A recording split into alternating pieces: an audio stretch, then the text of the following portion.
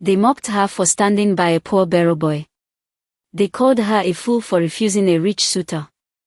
But one day something strange happened. Silence became their only language, and every laugh died in their throat. Welcome everyone. Please do well to subscribe to our channel. It means a lot to us. Let's continue. In the busy town of Odogwu, everybody knew everybody, except strangers. Strangers were either ignored or cheated. Ifeoma was 24. Slim, soft brown skin, quiet eyes. She sold soft drinks and snacks in a small kiosk near the market gate. She didn't talk much, but she noticed things others didn't. Her sisters wore wigs and tight dresses. They liked men with gold chains and big phones. They laughed at Ifeoma for being too humble and kind. One hot afternoon, Ifeoma had just finished buying Gary when she saw a young man pushing a heavy wheelbarrow loaded with heavy sacks of rice. His shirt was faded, his trousers dusty. He was sweating, but his steps were steady. He stopped near a shop where a short, greedy trader stood. "How much to carry it?" the man asked. The barrow pusher, his name was Taye, replied softly, 300 naira, sir. The man smiled, but not kindly. "Okay. Take it to my compound across the stream. I will give you 200 naira. Taye looked down quietly, sweat dripping from his chin. Before he could answer, Ifeoma's eyes widened. That distance was far. She knew other pushers charged at least 400 naira for that trip, especially with that much load. She stepped forward. "Excuse me, sir," she said, looking at the customer. "That work is far. And the sacks are heavy. It's 400 naira, not 200. The man frowned. "Who asked you?" Ifeoma didn't flinch. "I just don't like seeing people cheated." She turned to Taye. "Don't carry it for less. The others here charge the same for that distance. You're new here, right?" Taye looked surprised. "Yes. I just came last week." The fat man grumbled but paid the 400. Taye nodded at her with quiet gratitude before pushing the load away. A week later, a sudden rainstorm caught Ifeoma in the market. She stood under a small shed with her tray of goods, watching people run for cover. Then she saw Taye again. He was struggling to cover a bag of cement in his barrow with a torn nylon. Rain was soaking it fast, and anyone who knew cement knew what would happen if it got wet. It would harden, and the customer would blame him. Without thinking, Ifeoma ran toward him, pulled the big black umbrella from her bag, and held it over the cement while he tied the nylon tighter. "You'll get drenched," he said, water dripping from his hair. "I'm already wet," she said, smiling faintly. When they were done, he thanked her again. "You didn't have to do that," he said. "I don't like seeing people suffer when I can help," she replied. That day, they walked together back to the market shelter, talking. She told him where to find cheaper food. He told her he slept in a small wooden kiosk near the bus park, where he kept his barrow. From that rainy day, something changed between Ifeoma and Taye. It started with small things. Whenever she saw him at the market gate, pushing his wheelbarrow with sacks, crates, or firewood, she would wave. He always waved back, shy, but with a small smile that stayed in his eyes.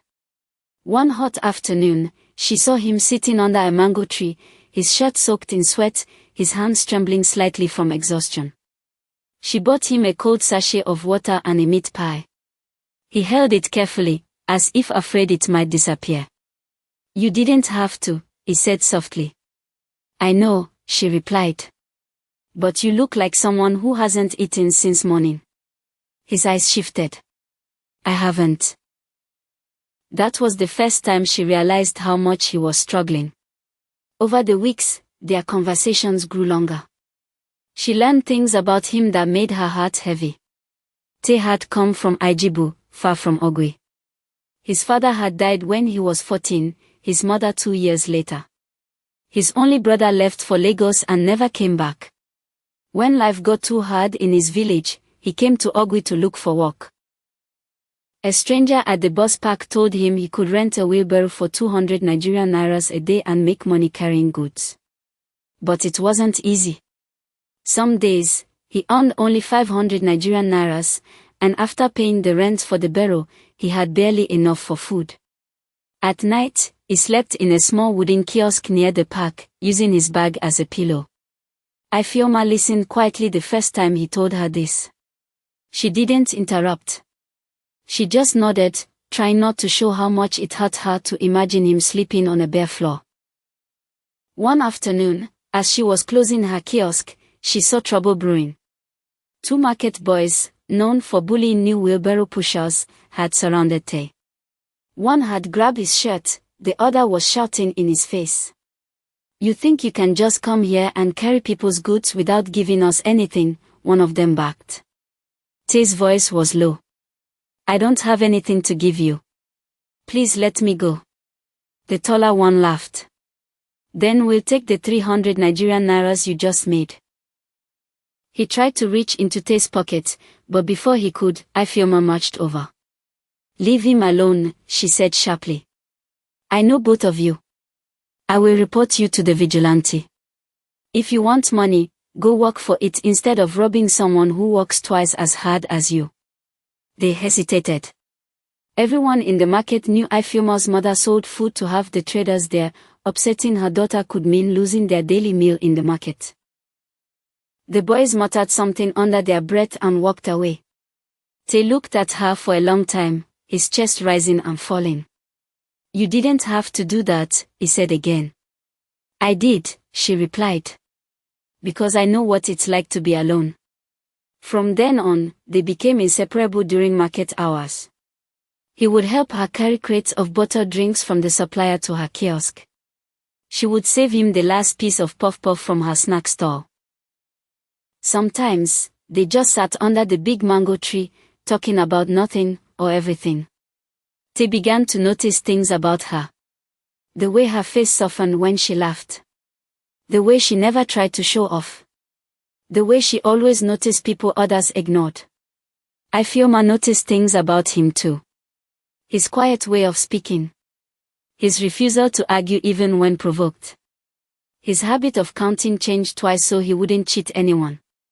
It wasn't love yet, at least not the kind they could name. But it was something strong. Something that made both of them look forward to the next time they saw each other. By this time, Ifeoma and Taye's friendship was no longer a secret. People in the market noticed how they spoke, how they laughed sometimes when no one else was watching. Not everyone liked it. One evening, while she was packing up her kiosk, her elder sister came and leaned against the counter. "So, this is the wheelbarrow man you're planning to marry?" she asked, her voice dripping with mockery. Ifeoma ignored her. Her sister continued, "You know what people are saying? They say you're wasting your beauty on a man who can't even buy you ordinary slippers." It wasn't just her sisters. Her mother also began dropping hints. "Ifeoma, a woman should marry someone who can provide. That boy you follow around is nothing but a stranger here. He will disappear one day, and you'll be left alone." The gossip grew louder when a new man came to town. Cheek was tall, light-skinned, and wore clean clothes. He worked for a big businessman and often walked around with his boss's car keys dangling in his hand. People assumed he was rich. One Sunday afternoon, Cheek came to Ifeoma's family compound with so many gifts including a goat, bags of rice and beans.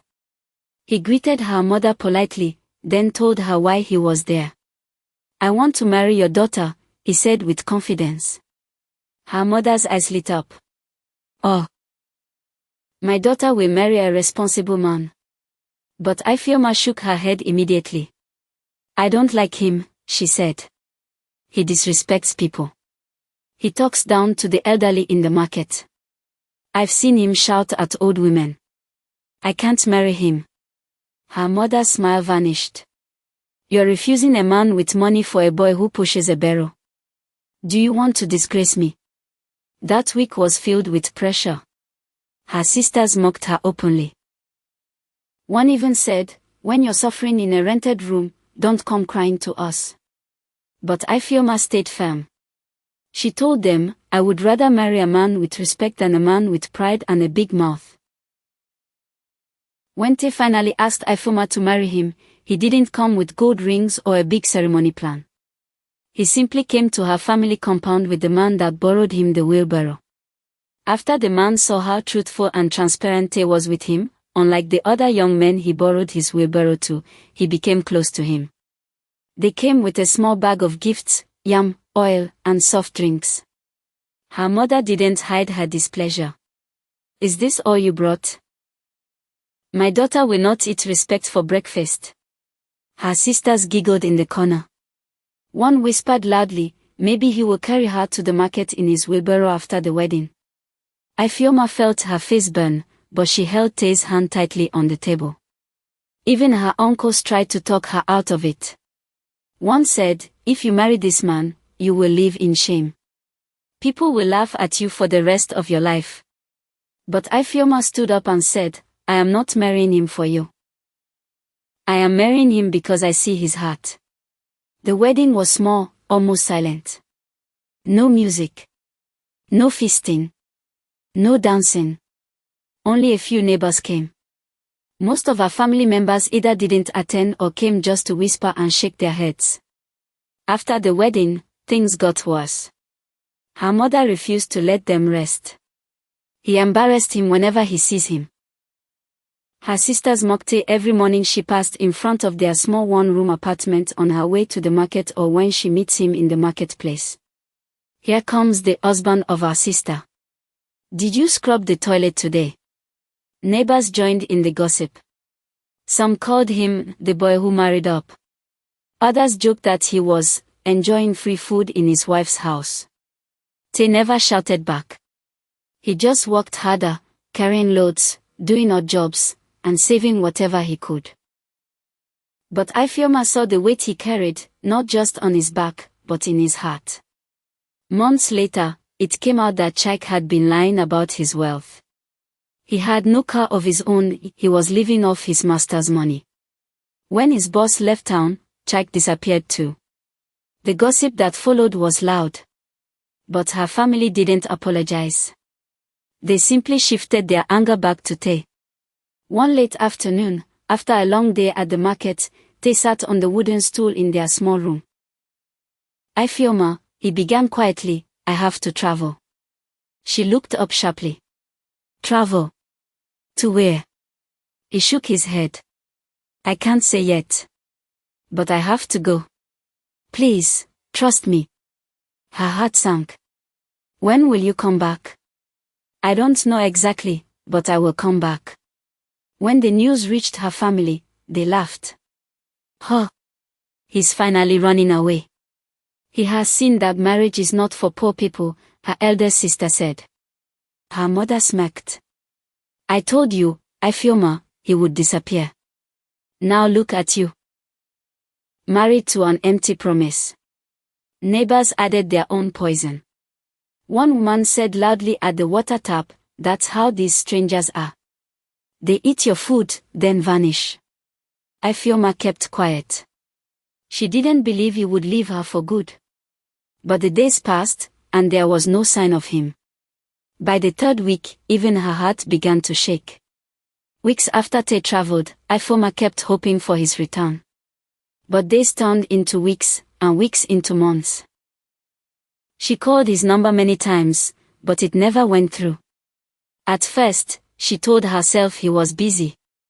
But when her body grew weak and she began to lose weight, she decided to leave their small rented room and go back to her family house to rest. Her family didn't make things easier.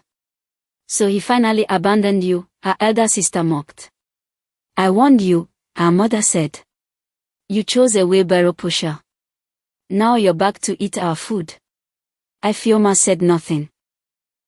She stayed in her old room, praying quietly for strength. One hot afternoon, as she was sitting outside, under the mango tree peeling oranges, a large black SUV rolled into the compound. The sound of the engine made heads turn. It was the kind of car her family only saw in movies. A tall man in a sharp black suit stepped out. "Good afternoon. I'm looking for Mrs. Ifeoma Taye." Her mother froze. "That's her," she pointed reluctantly. The man walked up to Ifeoma and handed her a white envelope with gold edges. Inside was a finely printed invitation card. "You are specially invited to the grand opening of Obotech Towers, hosted by Mr. Taye Abololuwa." Her hands trembled. The name was his, but could it really be her Taye? Before she could ask any questions, the man said, "The car will be here on Saturday morning to take you to the event."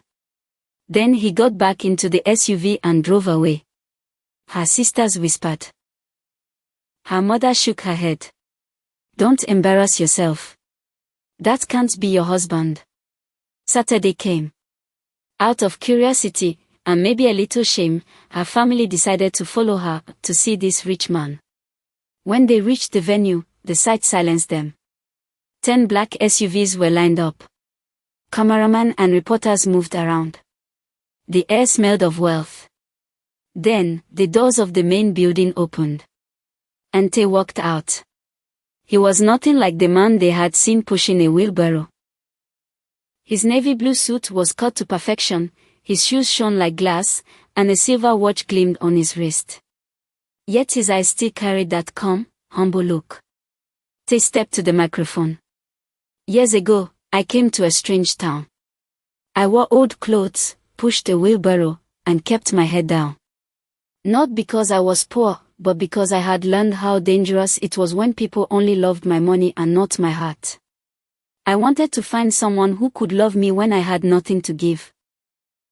Except myself." He turned, eyes locking on Ifeoma. "She defended me when I was cheated. She refused richer men for my sake. She endured mockery, even from her own family.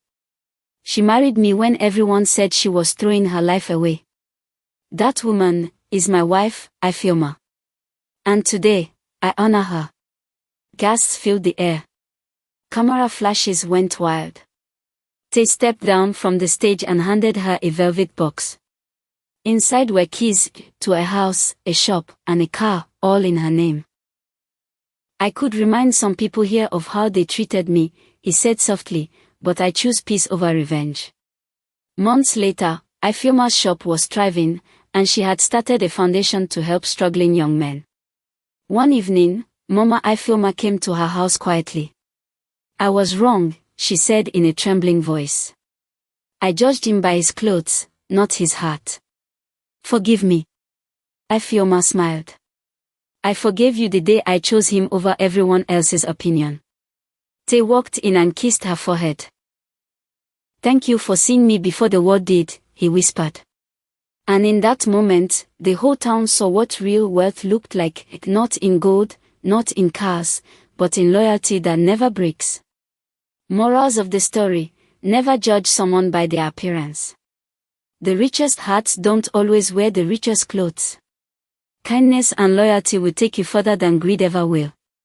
Thank you for staying with us to the end.